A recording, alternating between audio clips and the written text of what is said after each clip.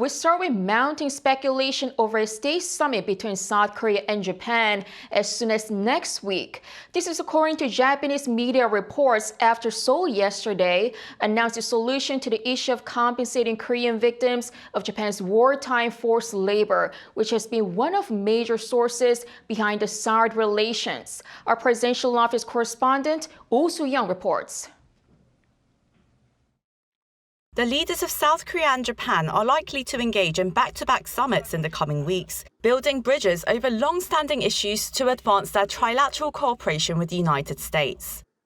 Following Seoul's plan announced on Monday to compensate victims of Japan's wartime forced labor as a move to push bilateral relations beyond historical sticking points, there is growing speculation of a meeting this month between President Yoon and Japanese Prime Minister Fumio Kishida. Japanese media quoting diplomatic sources say Yoon is likely to visit Tokyo next Thursday and Friday, before Kishida sets off for Germany. While the potential summit initially looked like it would be held later in March, the two leaders are likely to meet before the South Korean president holds a summit with Joe Biden next month, in efforts to speed up trilateral cooperation. When questioned by South Korean media, President Yoon's office said the date has not been fixed, and the two sides are yet to begin discussions on the matter. Given the mood of rapprochement between Seoul and Tokyo, observers will closely watch whether Kishida invites South Korea to the Group of Seven meeting, as well as the possibility of a trilateral summit with President Biden that month.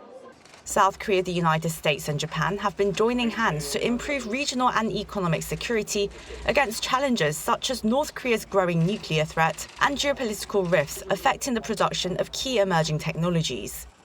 Washington is understood to have pushed its East Asian allies to resolve their differences after Seoul-Tokyo relations spiraled into a trade war in 2019 over a dispute on compensating Japan's wartime forced labor victims. The two governments last week held a trilateral economic security meeting with Washington, a step toward mending fences, with Seoul announcing on Monday that it would halt the process of disputing Japan's export restrictions on semiconductor materials at the World Trade Organization. Following South Korea's move, Japan's trade ministry said it would seek bilateral talks to ease its export controls. Oh Soo-young, Arirang News.